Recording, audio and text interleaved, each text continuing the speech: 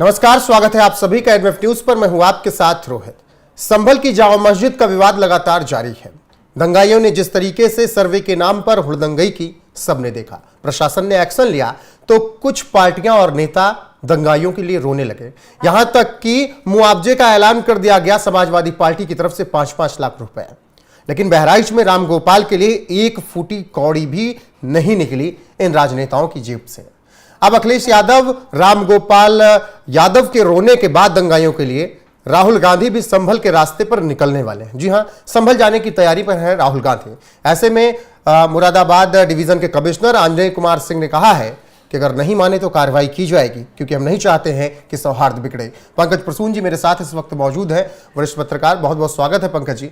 सदन में हंगामा हुआ, बवाल हुआ संभल के मामले पर, और कई रहनुमा निकलकर सामने आ गए दंगाइयों के। अब उसमें एक और नाम जुड़ रहा है, नेता प्रतिपक्ष राहुल गांधी का। संभल जा रहे हैं, हमेशा की तरह लेट है, हर मामले की तरह। ये संभल जा रहे हैं। राहुल गांधी से पूछा जाए कि क्यों जा रहे हैं, लेट जा रहे हैं या मुद्दा थोड़ा सा हल्का पड़ रहा था उसको फिर उठाने जा रहे हैं, फिर आग लगाने जा रहे हैं? एग्जैक्टली ये मणिपुर में भी यही कर रहे थे। मैं देखिए, एक बात दर्शकों को समझ लेनी चाहिए जी। 10 तारीख तक संभल में किसी भी बाहरी व्यक्ति के प्रवेश पर रोक है, और ये साफ साफ प्रशासन ने कह रखा है। इसके बावजूद उसी 10 तारीख से पहले इन सबको जाना है संभल। और क्यों जाना है, हर किसी को पता है कि इस देश में यही तो मुसलमानों के साथ ये करते रहे। ये इनको प्रेम नहीं है मुसलमानों से। इन्हें जामा की शाही मस्जिद बचाने के लिए कोई इसका ये नहीं है। ये जा रहे हैं रोटियां सेकने कि मैं मुसलमानों का ज्यादा हितैषी कि मैं। अब समाजवादी पार्टी और कांग्रेस में इसी बात को लेकर कंपटीशन जी। कल कांग्रेस ने जगह जगह संभल मार्च का ऐलान किया। पहुंचे कोई? नहीं पहुंचे ना। ये राहुल गांधी भी संभल नहीं पहुंचेंगे। मैं आपको स्टैंप पेपर पर लिख के देने के लिए तैयार हूं कि नहीं आएगा आदमी। इस आदमी का काम सिर्फ आग लगाना है, और ये जानबूझकर ये जाएगा। देखिएगा, इसको नोएडा, गाजियाबाद, दिल्ली के आसपास ही कहीं रहेगा। बोल देगा कि पुलिस ने जाने नहीं दिया। टी-शर्ट में घूमता हुआ, टहलता हुआ अपने वापस अपने घर चला जाएगा। लेकिन एक दिन का न्यूज बनाने के लिए इसने ये घोषणा की है। मौका मिल जाएगा सीएम योगी पर तंज कसने का कि उनका प्रशासन हमें इजाजत नहीं दे रहा है। हाँ, तो इजाजत नहीं दे रहा है, आज पता चला क्या? वो तो 30 तारीख को ही प्रशासन ने कह दिया था कि कोई नहीं जाएगा संभल, किसी का प्रवेश नहीं होगा। बाहरी व्यक्ति के प्रवेश पर रोक है, मतलब है। फिर चाहे कोई भी हो, 10 तारीख के बाद चले जाएगा आंसू पोंछने। क्यों माहौल बिगाड़ना चाहते हैं? क्या आफत आन पड़ी है? नहीं, चलिए ठीक है, विपक्ष होने के नाते पंकज जी जाना एक धर्म था, 10 के बाद भी चले जाते। लेकिन मुझे ये बताइए कि बहराइच का रास्ता भूल गए थे या बहराइच जाने के लिए पैसा नहीं था इन लोगों के पास? रामगोपाल मिश्रा के बहराइच तो छोड़िए। ये अखिलेश यादव हमेशा बोलते हैं कि मैं यादवों की राजनीति करता हूं। शैलेश यादव नाम का प्रयागराज में लड़का, 9 साल का बच्चा था। उस 9 साल के बच्चे ने अपने ही क्लास में पढ़ने वाली एक लड़की से बात कर ली थी। क्लास में पढ़ते हैं बच्चे। अब बताइए कि 9 साल के बच्चे को कितना सेंस होगा जी। उसने बातचीत कर ली। वो लड़की सुन्नी मुस्लिम लड़की थी। उस लड़की के परिवार वालों ने इसे मार डाला जी, शैलेश यादव को। बताइए क्यों मार डाला? वो 9 साल का बच्चा क्या कर लेता? हिंदू था ना। बातचीत करने के बदले। अरे, और शैलेश यादव की मौत पर समाजवादी पार्टी का एक आदमी उस परिवार के आंसू पोंछने नहीं गया। न इसके पाले हुए जो यूट्यूबर्स घूमते रहते हैं उत्तर प्रदेश में, उन्होंने एक शब्द लिखा है। शैलेश यादव की खबर इसलिए नहीं बनी क्योंकि वो यादव था, मारने वाले मुसलमान थे। अब उत्तर प्रदेश के यादवों को डिसाइड करना है कि अखिलेश यादव ज्यादा मुसलमानों के पक्ष में कि ज्यादा यादवों के पक्ष में। क्यों नहीं गए प्रयागराज? उस 9 साल के बच्चे की क्या गलती थी? और यहां क्या हुआ है? दंगाइयों की भीड़ थी जो पुलिस पर पथराव कर रही थी, उत्पात मचा रही थी, आगजनी कर रही थी। गोलीबारी में भी पुलिस का जो पोस्टमार्टम रिपोर्ट आया है, पुलिस की गोली से नहीं मरा है। और इसके बावजूद ये जाना चाहते हैं। ये इसलिए जाना चाहते हैं कि मुसलमानों की भावनाएं भड़काना चाहते हैं। इनको मुस्लिम वोट बैंक चाहिए और इनका कोई मकसद नहीं है। बिल्कुल पंकज जी, कमिश्नर आंजनेय कुमार सिंह ने कहा है कि पुलिस प्रशासन किसी को भी रोकना नहीं चाहता है संभल आने से, लेकिन संवैधानिक पदों पर जो लोग बैठे हैं हम उन्हें भी नहीं रोकना चाहते हैं, लेकिन हम हालात को नहीं बिगड़ने देना चाहते हैं। ऐसे में अगर राहुल गांधी आते हैं और नहीं मानते हैं तो कार्रवाई हमारी तरफ से की जाएगी। क्या अगर राहुल गांधी नहीं मानते हैं तो हिरासत में ले लिया जाएगा? अरे ये जाएगा ही नहीं, मैं इसकी रग-रग से वाकिफ हूं। ये माहौल बना रहा है, आप समझ नहीं रहे हैं। मैं तो देखिए एक दिन पहले कह रहा हूं, कल फिर से कर लीजिएगा जी। ये आदमी देखिए हुआ आज क्या कि चूंकि लोकसभा में समाजवादी पार्टी ने संभल पर चर्चा का प्रस्ताव रखा और समाजवादी पार्टी के नेता हैं, रामगोपाल यादव हैं, वो रेवती रमन सिंह के जो लड़के हैं वो, उसके बाद अखिलेश यादव दनादन संभल पे बोल रहे थे और वो बता रहे थे कि संभल में जो कुछ हुआ उसके बाद इस देश में गृह युद्ध हो जाएगा, सांप्रदायिक सद्भाव खत्म हो जाएगा और मतलब ये देश खत्म हो जाएगा।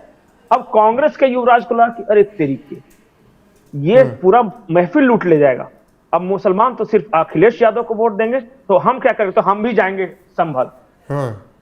मम्मी जाओ ना, तो हाँ बेटा चला जा या मत जा, कम से कम बोल जरूर दे कि मैं संभल जाऊंगा। माहौल बन जाए बस इनको, और कोई कारण ही नहीं है। अच्छा बताइए कि इसको आज अचानक क्यों याद आया कि कल संभल जाना चाहिए? 10 तारीख के बाद ये क्यों नहीं जाना चाहते और ये 3 या 4 तारीख को ही क्यों जाना चाहते हैं? कांग्रेसी ने कल संभल कुछ का ऐलान किया था ना, पुलिस ने हमें रोक डाला, हम तो लखनऊ से निकले, हमें तो कांग्रेस के दफ्तर में ही रोक डाला। अरे दफ्तर से बाहर निकला ही नहीं तुम। सिर्फ अजय राय ने वहां पे जहां पे पुलिस थी वहां पे विजुअल्स बनाया, बाकी जी लोग ये लोग क्या कर रहे थे?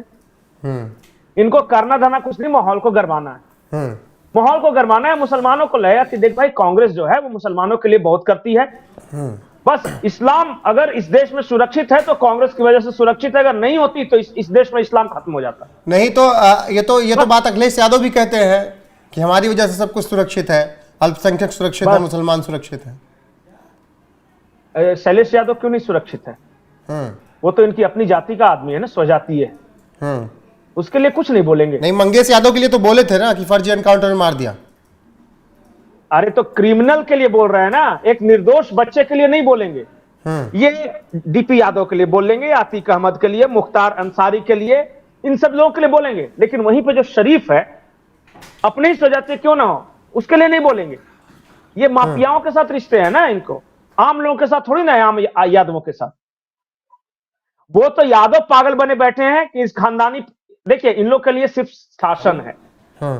ये कुछ नहीं करेंगे, न यादवों के लिए करेंगे न मुसलमानों के लिए करेंगे। मुसलमान को पता है कि वही एक बेवकूफ कौम है जो भड़क कर सड़क पे आती है, बाकी कौन उतरता है इनके लिए सड़कों पे?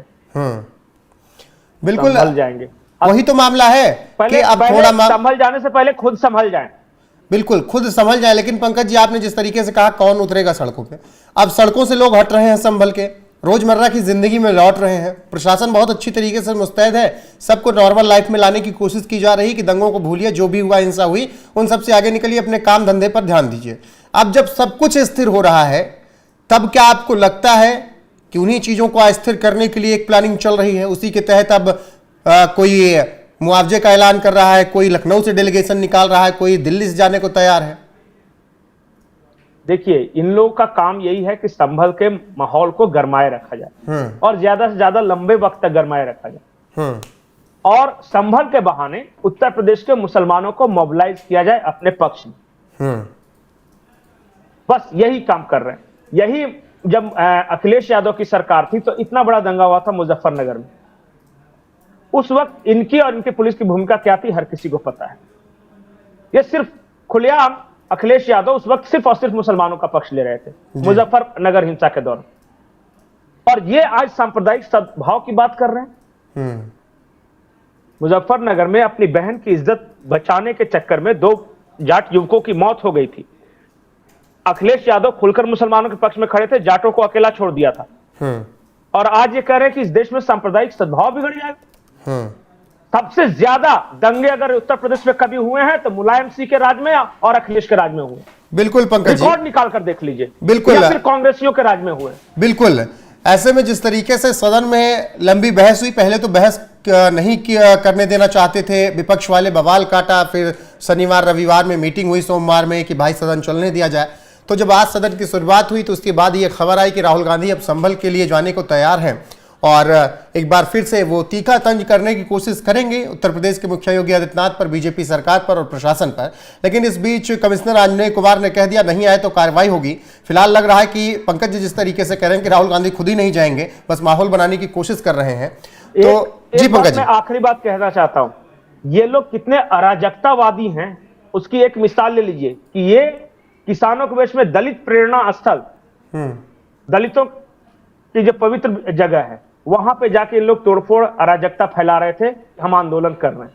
ठीक है, संविधान बचाने की बात करते हैं, बाला साहब बी आर अम्बेडकर का भी सम्मान नहीं है इनके मन में, नहीं तो दलित प्रेरणा स्थल में जाके अराजकता नहीं फैलाते। बिल्कुल पंकज जी, देश देख रहा है। बाकी संभल की स्थिति धीरे धीरे कंट्रोल में आ रही है। लगातार उत्तर प्रदेश का प्रशासन काम कर रहा है। सीएम योगी आदित्यनाथ भी पूरे मामले पर नजर बनाए हुए हैं। ऐसे में राहुल गांधी ने जिस तरीके से संभल जाने का ऐलान किया, हालांकि जाना बहुत मुश्किल लग रहा है, उस पर आपकी राय क्या है कमेंट में जरूर बताइएगा। वीडियो को शेयर कीजिएगा, लाइक कीजिएगा, चैनल को सब्सक्राइब कीजिएगा, बने रहेगा हमारे साथ। पंकज जी आपका बहुत बहुत धन्यवाद, नमस्कार।